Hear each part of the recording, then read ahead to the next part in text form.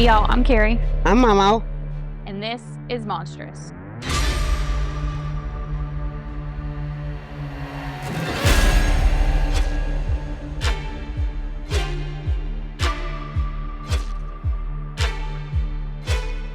This episode contains topics and language that may not be suitable for all listeners, and topics that may be triggering to some.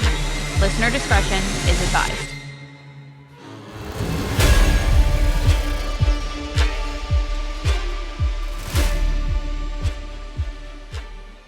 All right, welcome back. We hope you survived our spooky season double feature. And now that the Halloween thrills are behind us, we have 9 episodes left of 2025. Hmm. Yep. Can you believe that? I know.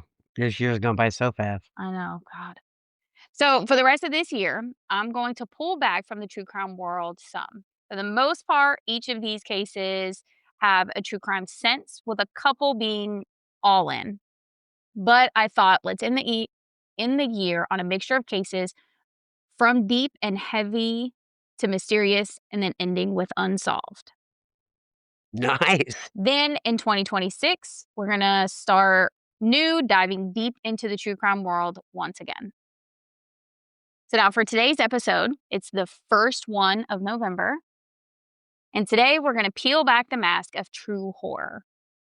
The kind that thrives not in haunted houses, but behind the closed doors of a seemingly perfect home. And today's story isn't about monsters in the dark, but instead it's about the monster wearing a tie at the breakfast table. So, if you're ready. I'm ready whenever you are, honey. All right. Our story begins in a place that on the surface represented the height of the American dream, Westfield, New Jersey. In the early 1970s, Westfield was a picturesque, affluent suburb known for its historic mansions and tree-lined streets. Our focus today is on one of its grandest homes, a sprawling 19-room Victorian residence at 43 Hillside Avenue, nicknamed Breeze Knoll. This was the home of the List family. The patriarch was John Emil List, born in 1925, the seemingly ordinary, meticulous man. He was a veteran of both World War II and the Korean War. He was a trained accountant and, critically, a man of deep, unwavering Lutheran faith. So devout that he taught Sunday school and also served as a Boy Scout troop leader. List was known as a strict disciplinarian who insisted his children follow extremely rigid rules. John List was raised with an extremely rigid moral code.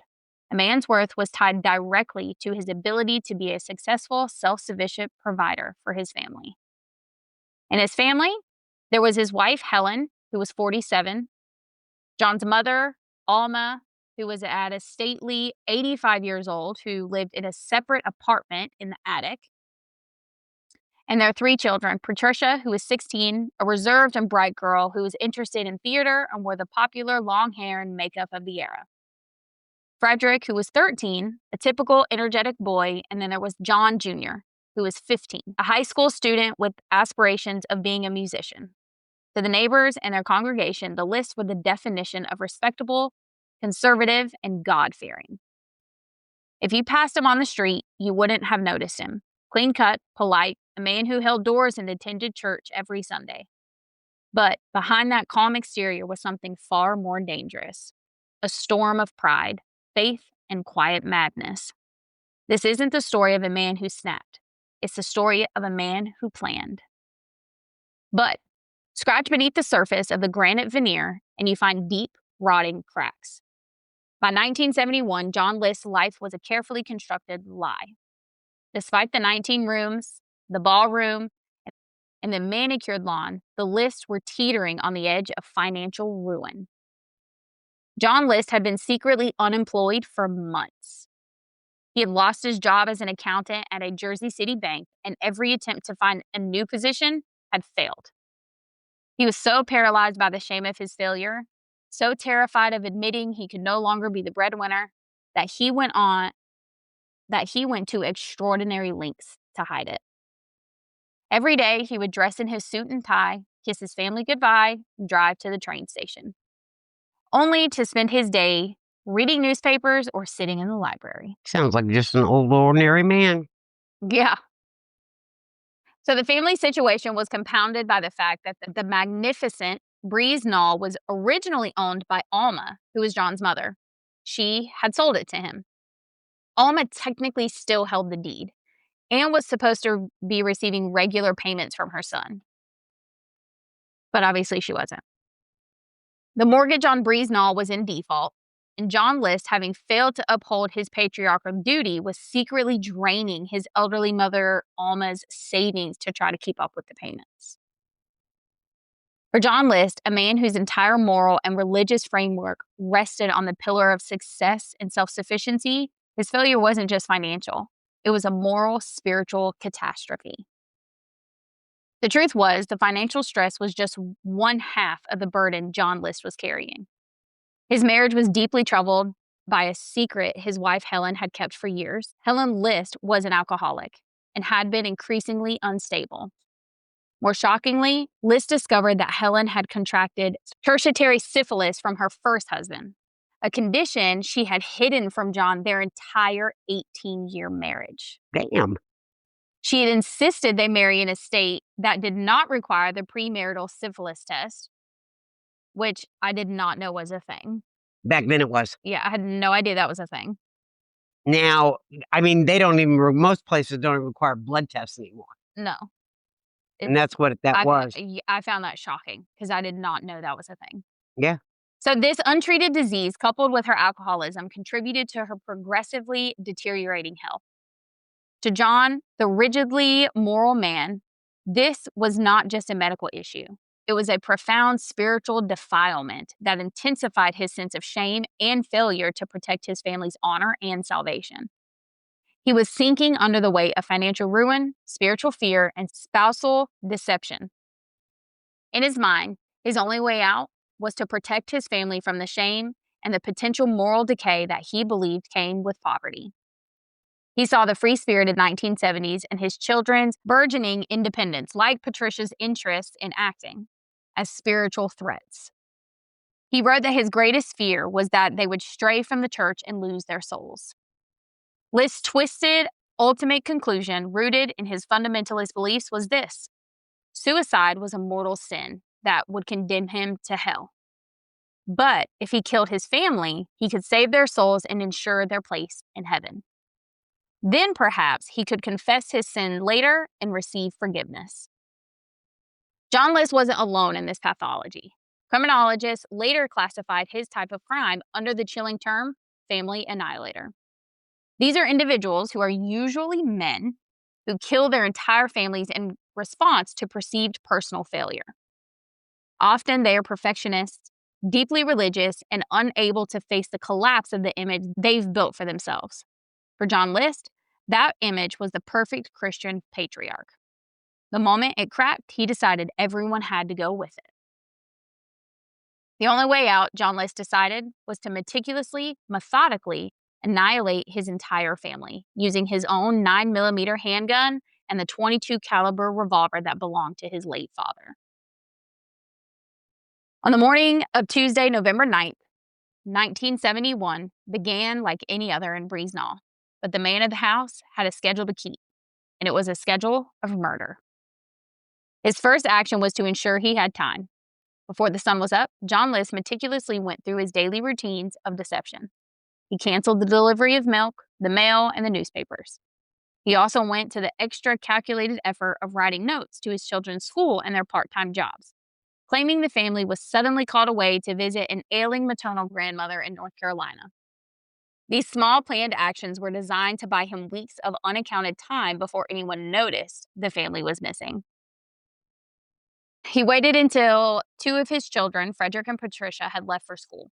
List then retrieved his weapon, a 9mm Steyr semi-automatic handgun, and his father's old .22 caliber Colt revolver.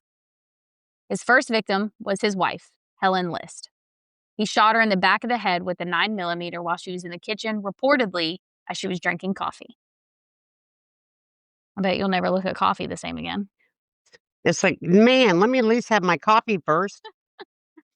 Immediately following this, he went upstairs to the attic apartment and shot his mother on the list above the left eye while she was still in bed, using the 22 caliber revolver that belonged to his father. So far, he seems like he's wound too tight. Yeah, little too tight. He needs to loosen that tie up. He's choking himself. Right. With the silence of the large house settling in, List was now in a holding pattern, waiting for his children to return home from school. He ate lunch in the kitchen, surrounded by the silence his own actions had created. When That's Frederick, creepy. right, I'm just gonna chill here in the house with my dead wife and mom, eat me some lunch, like nothing just happened. Fucking weirdo. When Frederick, his 13-year-old son, came home, Liz shot him immediately in the back of the head. Moments later, his 16-year-old daughter, Patricia, arrived, and she too was shot in the back of her head. But Liz's schedule was not done yet. His eldest son, John Jr., was still out of the house. He had had a soccer game that day. In a chilling demonstration of detached normalcy, Liz drove to the high school to watch his son play soccer, which is not something he normally did. There's something definitely wrong with that dude. Yeah. So it's hard to imagine the thoughts that were going through his head as he watched his final victim running on that field. After the game, List drove John Jr. back to the now deadly manor, and upon entering the house, List shot his son repeatedly, hitting him several times in the chest and face. Dang. John Jr., unlike his siblings, was shot multiple times, a possible indication that he resisted or even surprised List. Some accounts claim that John Jr. was shot up to 10 times. Good gravy. Yeah. So now began the next methodical phase, the staging. First, List carefully cleaned up the blood from the various initial shooting spots, leaving the crime scene sterilized. He then moved the bodies of Helen and the 3 children into the vast ballroom of the mansion. He laid them all out neatly on sleeping bags in a straight line, almost respectively. His mother, Alma, remained where she had fell in her attic apartment. The house was then prepared for its long, silent wait.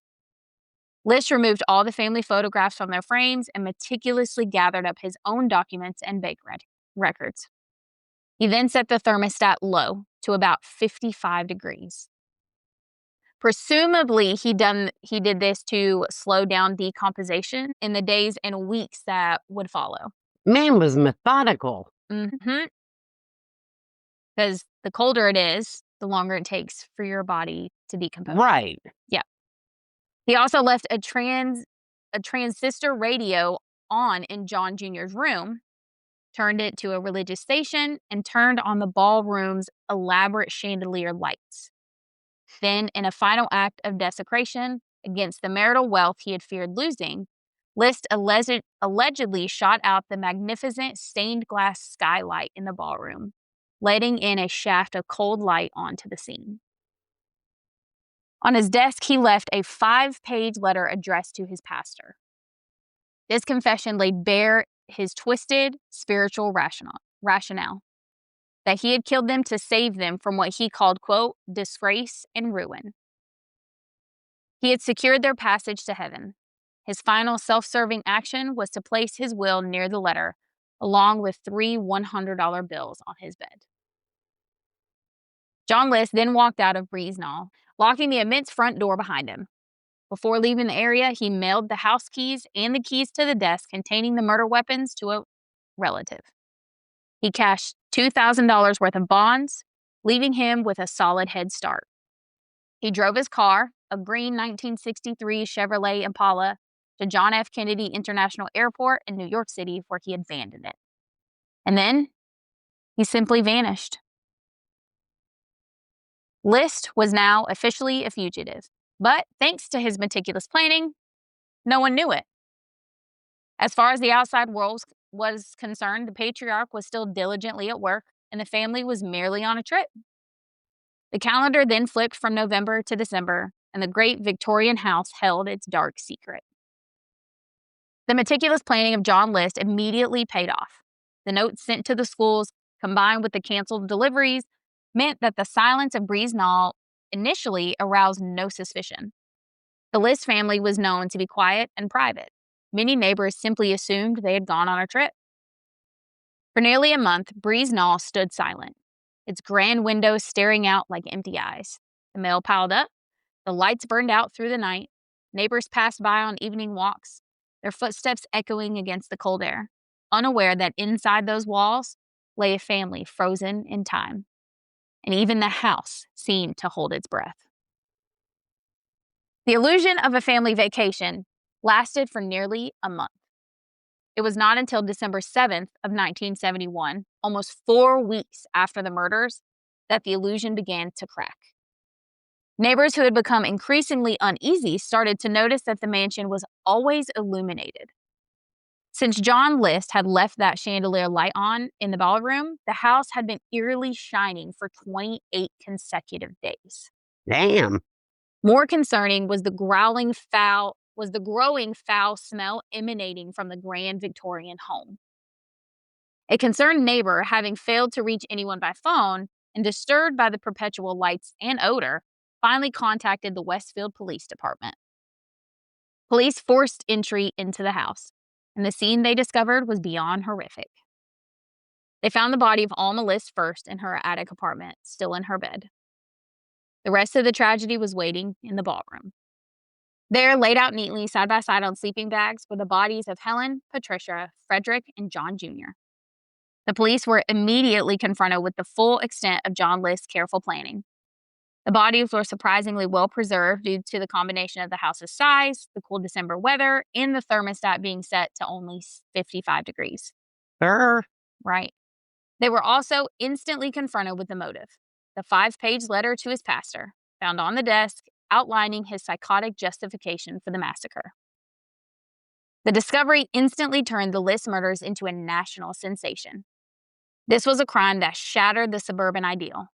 A devoted father, Sunday school teacher, and pillar of the community had butchered his entire family and just calmly walked away. Cold-hearted.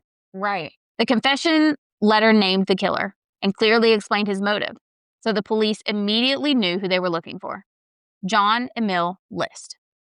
The initial investigation quickly established List's path of escape.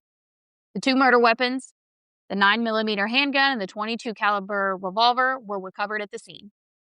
Authorities had also located his abandoned green 1963 Chevy Impala at JFK International Airport. The car's discovery led investigators to believe that List had boarded a plane and fled the country, possibly to Europe, where he had had family connections or military bases where he could live, or where he could hide. Investigators launched a nationwide manhunt, but all leads led to dead ends. John List, the meticulous accountant, had calculated every single detail. He had removed his photo from all family albums, cashed all possible bonds, and vanished into a time when surveillance technology and interstate communication were rudimentary. Crucially, John List's fingerprints were not in any national database either. Oh, no, he wasn't a criminal before this. Right. And despite the careful cleanup, police failed to recover any usable prints from the crime scene. So even if his prints would have been in the database, there were no prints at the scene that they could use. That is how meticulous he was about this. Damn. Yeah. So 9 months after the murders in August of 1972, the Breeze Knoll mansion added another layer of mystery and devastation to the case. A massive fire erupted, almost entirely destroying the house. So while the cause of this fire was officially ruled as arson, the crime was never solved and no suspects were ever identified. Well, we know it wasn't List because he was gone. Right. But they never figured out who did it. Yeah. The fire wiped out the physical crime scene, including the ballroom where all of the bodies were found. Well, I hope they got the bodies out beforehand. Well, yeah, this was 9 months later. Oh, 9 months. Okay, never mind. I didn't hear that part. Oh, but they couldn't ever go back to get any more evidence because it was gone now. Yeah. So when Breeze Knoll burned in August of 1972, neighbors described the fire as eerily silent. The flames consumed the mansion from the inside out, glowing through the trees like a final act of exorcism. By dawn, only the stone foundation remained. Locals said it felt like the house itself had decided to erase the memory of what happened within its walls. Somebody didn't like what happened. Yeah. The loss of this iconic location only deepened the mystery and cemented the List family mansion as a notorious ghost house in New Jersey lore. With the physical evidence gone and the trail ice cold, the case of John List went into the deep freeze. Investigators spent years chasing false leads and working off the initial assumption that he was out of the country. List had achieved the impossible. He had simply disappeared. This case would remain unsolved for nearly 2 decades, I waiting for a That's a long time. right, waiting for a miraculous breakthrough that no one could have predicted. So, John List didn't flee to Europe. He just changed trains. Damn. After abandoning his car at JFK, he took a bus to Denver, Colorado, where he meticulously began a new life. He didn't invent a new identity entirely. He took the name Robert Peter Bob Clark, an alias he chose based on a college acquaintance. He needs to be arrested just for the name. The transformation was subtle but effective. List, a man who had only known life in the rigid structures of the military and church, settled into a quiet existence.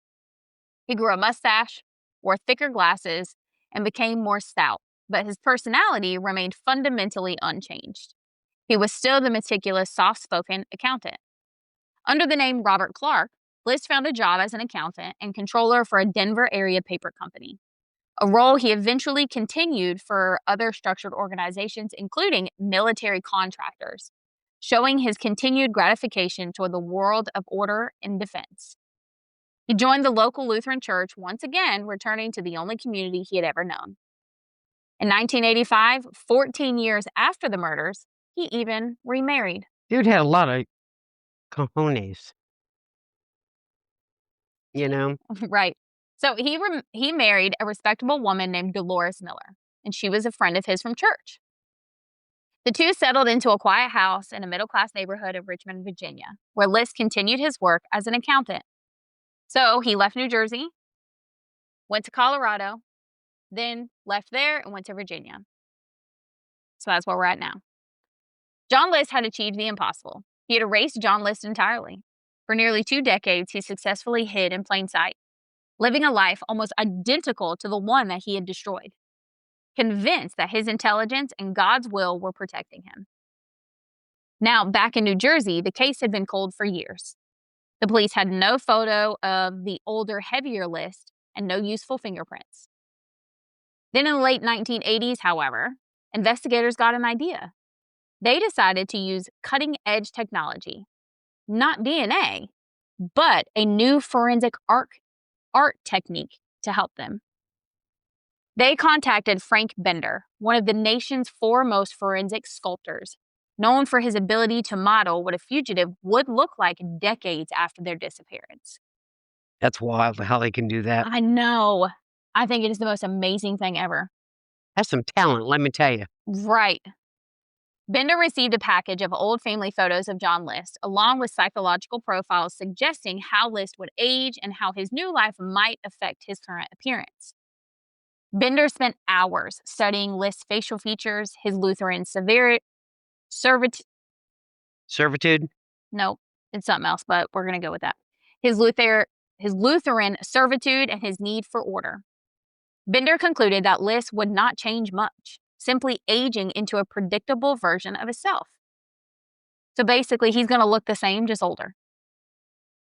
He created a lifelike bust showing John List as a 65-year-old man with a high hairline, slightly increased weight, and crucially, a mustache. How the hell he was able to tell that he would go and grow a mustache is beyond me. Because men they do when they get older. But you get what I'm saying? Like, he had never had that before. From all accounts that I could see, he had never had a mustache before. So what would make him believe that he would grow a mustache now is crazy to me. They just do, honey. It's amazing how this stuff works, you know what I mean? Oh, I know. So, it was a time when television was the new frontier for justice, okay? This was before viral videos or social media. America's Most Wanted had just begun to prove the public could help solve what police could not on their own. So that very night, millions of viewers sat in their living rooms watching the chilling clay bust of John List appear on their screens. I saw that episode. Oh, It did was you? yes, it was freaking wild how it looked so much like him, and when they arrested him, it's like, "Damn!" Oh, see, I can't. I tried to find it. I couldn't find it. It's on, oh, what show is it? That show is so old now, I'm trying to think. It's not, um, and that's an old episode. Forensic Files. Oh, That's where I seen it. ah, that's on one of our streaming things that we have. I'll have to go look on there and try to find it. I'll tell you, wait, hold on. Okay. See which episode it is. That's what I'm gonna do. Season 1, episode 12. Okay. Oh, so that really was in the early days of America's Most Wanted. Yeah. Okay, so anybody that wants to watch it, Forensic Files, season 1, episode 12. And you can watch that episode of America's Most Hey, Wanted. I will find you all the top shows and all the forensic shows you want, the FBI files, you got, you name it. That's why women are better than the FBI I know that's why all FBI agents should be women. I tell people that all because the we time. can find out things faster than anybody, Right, exactly.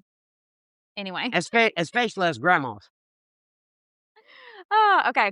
So while this was going on, somewhere in Richmond, Virginia, the real man sat in his own living room, just a few miles from the woman who would call in the tip line that ended it all. The, the case and Bender's new bust were chosen to be featured on the TV program America's Most Wanted. This segment, detailing the gruesome 1971 murders and showing the terrifying new image of the killer, aired on May 21st, 1989. You want to see it? Like we said, it's Forensic Files, Season 1, Episode 12. The effect was instantaneous and explosive. Within days, hundreds of tips flooded in. Most of them were useless, but one call stood out. A woman in Richmond, Virginia, had called the hotline and calmly stated that the man on TV was her neighbor, Robert Clark. She noticed the strong resemblance to the features and the mannerisms of the wanted man. Police quietly investigated this tip. They tracked Robert Clark to his workplace, took pictures, and matched his height and gait, but the final irrefutable proof was still required. On June 1st of 1989, police arrested Robert Clark at his office in Richmond, Virginia. When confronted with the name John List, the meticulous accountant initially denied it, claiming a case of mistaken identity. In fact, he maintained his denial for hours, steadfastly insisting that he was Robert Clark until he was presented with irrefutable evidence. His fingerprints, which were cross-referenced against his old military and FBI files. That's right, because the military takes your prints, And and there it's was none at the crime scene for them to match it to. because this way, if you're killed overseas, Yep. they have a way to figure out who the heck you are. Yep. And they knew that it was him, but because they had no fingerprints at the scene, there was nothing for them to match. Yep. So finally, the 18-year hunt was over. The fugitive had been found, not through detective work or tracking skills, but by a TV show, a piece of clay, and a neighbor's keen eye. John List was extradited back to New Jersey to finally face justice. After 18 years of silence, the man who had annihilated his family to preserve their salvation was finally forced to confront his earthly judgment. Well, you see, according to the Bible, the children are innocent, Right. so they're automatically going to go to heaven. Yep. The mother and the mother and the grandmother, they were religious, so they probably was saved, and they went on to heaven. Mm-hmm. John List is going to hell. Right, and that was my thought process whenever I learned about this case. I'm like, "But isn't murder worse than suicide, though?" Yes. I'm like, "You're Actually really." actually actually, you can be forgiven by God for the murder if you confess your sins. Yeah, that's true, but you can't You for can't. suicide. Yeah, Right. that's So, true. actually, suicide is worse. Yeah, it is. It is. But in today's society, The logic behind that just makes no sense. why he d the logic behind why he did it, No, it doesn't. there's pride cometh before a fall, Yeah, and he put his pride in front of everything. he did not love his neighbor. Not after that, he didn't love her. Yeah, And it's honor thy mother and father. So he dishonored his mother when he shot her right, in the face. You shot her in the head. right, and when it says love thy neighbor, it doesn't mean your literal neighbor. It means, like, the people around you. He def What you put out in this world will always come back to you. Right. That's why I said he definitely did not honor his neighbor In other words, because karma, baby. right, exactly. She's the bitch. Ah, Anyway, so in 1990, 19 years after the murders, the man known as Robert Clark stood trial in New Jersey as John List. The case was a sensation, fueled by the sheer audacity of his escape and the chilling nature of the crime. His second wife, Dolores Miller Clark, was left utterly devastated. my heart Yeah, goes out to her. right. She was left utterly devastated by the revelation. She testified that she had been completely fooled by Robert Clark and their marriage was subsequently dissolved. Thank God. A poor woman. I know it. In court, John List looked more like an aging accountant than a murderer.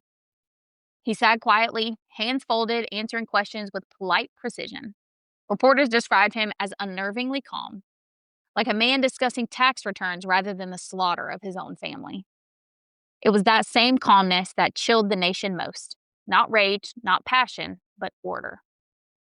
List's defense team did not deny that John List had committed the murders. Instead, they pursued the only possible defense: diminished capacity. He was a freaking nutcase. Yeah. They argued that List was suffering from severe mental illness, fueled by his extreme religious piety and the trauma of his financial and marital failures. They painted him as a man driven to a psychotic break by the crushing weight of his strict, old world moral code, arguing that he truly believed he was saving his family's souls. All of those things could be true, but The only one that can save their souls is God himself. right. So, I mean, every single one of those beliefs and all of those things that the defense claimed are true. Okay. Yeah, He yeah. could have had a psychotic break. That is true. But there are a few things that point otherwise. The prosecution countered by focusing on the cold, calculated nature of his actions. They emphasized the meticulous planning that spanned over weeks, which goes against diminished capacity. It goes against a psychotic break. The cancellation of deliveries, the notes to the schools, the sequential timing of the murders, the careful cleanup of the crime scene, the low thermostat setting, the cash, and the abandoned car. All of those point to planned, premeditated murder, not Yes. to a psychotic break. They do not point to him not being aware of what he's doing is wrong at the time that he did it. They point to him wanting his family dead. Divorce is so much easier. Right, just divorce people. Like, you don't have to kill anybody, just get a divorce. Divorce and move away. Right. Like, is it really worth it? Anyway. So the prosecution argued that these were not the actions of a man suffering from a sudden psychotic rage, but of a calculated, methodical killer executing a plan for his own selfish escape. The 5-page letter became the centerpiece of the trial, a chilling document that served not as a rambling confession of madness, but as a formal justification for murder.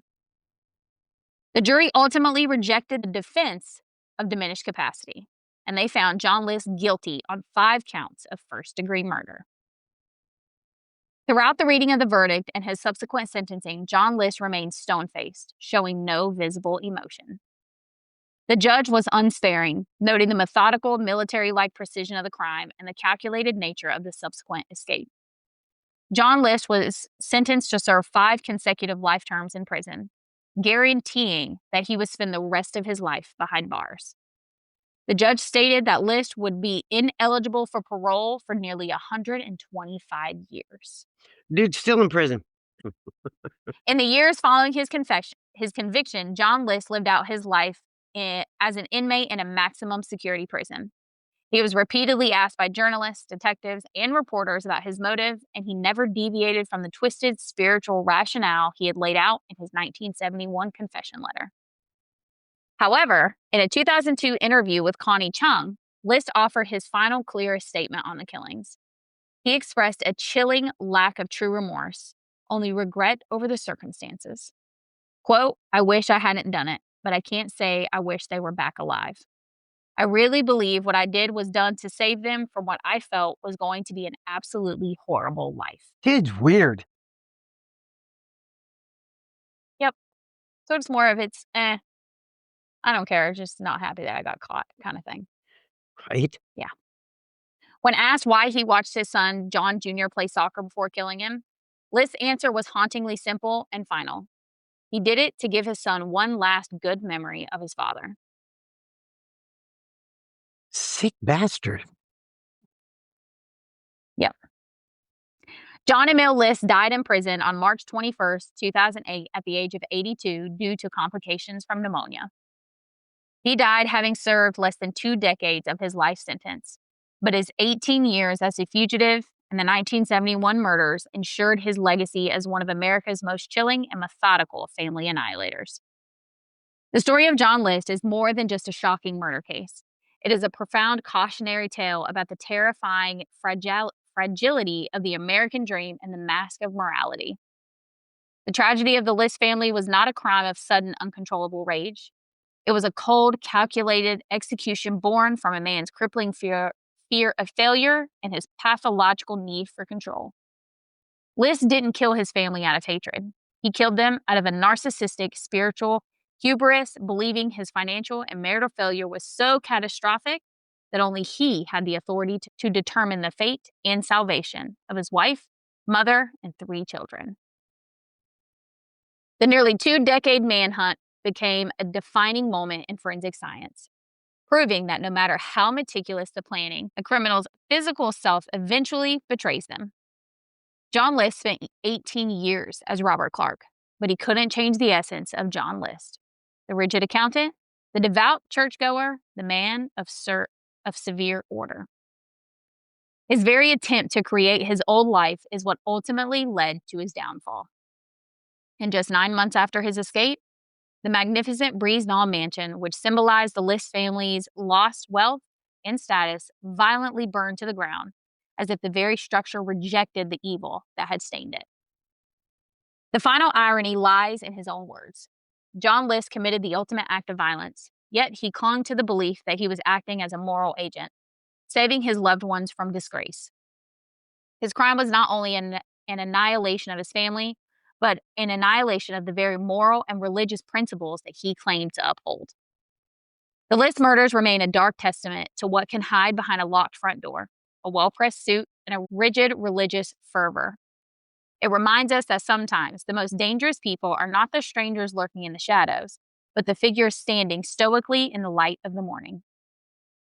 If you walk past 43 Hillside Avenue today, the original Breezenall is gone. It's rebuilt, renamed, and its past buried beneath new paint and manicured lawns. But the story lingers like a cold draft, a reminder that true horror doesn't always live in haunted houses or in ghost stories. Sometimes it sits across from you at the dinner table, bowing its head in prayer. And that concludes our look into the meticulous and deeply disturbing world of John List. The chilling efficiency of his crime and the audacity of his escape make this one of the most unforgettable cases in American true crime history. It's a good one. It's a good episode. Yeah.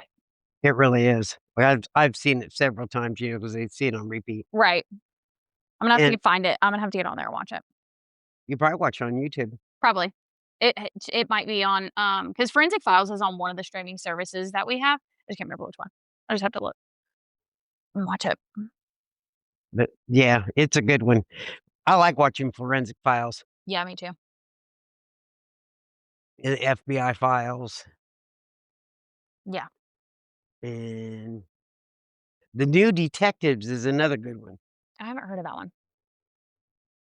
It's like Forensic Files, Oh, but it's more up to date. I like Unexplained Mysteries, the true crime ones. Unsolved Mysteries. Or yeah, that's what I meant. Yeah, some of those are kind of weird. You got anything else? No,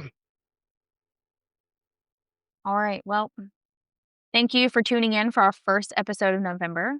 We appreciate you guys sharing your time with us. Next week, next Monday, I'm not sure if it'll be Mandy or Mama. We'll just kind of see. Maybe still dealing with, everything from her dad passing away and all the stuff that comes with that, being the oldest and all of that. So I'm not sure if she'll be back next week or not. So for now, Mama's kind of filling in whenever Mandy can't. Hopefully she'll be back soon though, because she's been gone for a few weeks. and we miss her. I know. So hopefully she'll be back next week, but I don't know.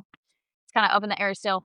So next week, whether it's whoever my co-host is, we are going to be moving from the quiet, calculated terror inside one home to a moment of instant shared national horror.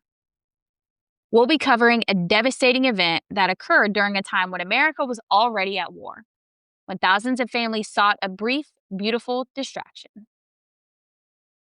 So make sure you join us next Monday as we explore a catastrophe that took place under the greatest show on earth, where a massive structure packed with mothers and children was consumed by a blinding inferno in less than 10 minutes.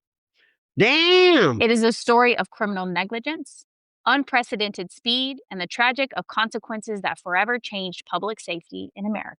Even if I am co-host, y'all recording where I can hear it. It's a good one. It's crazy.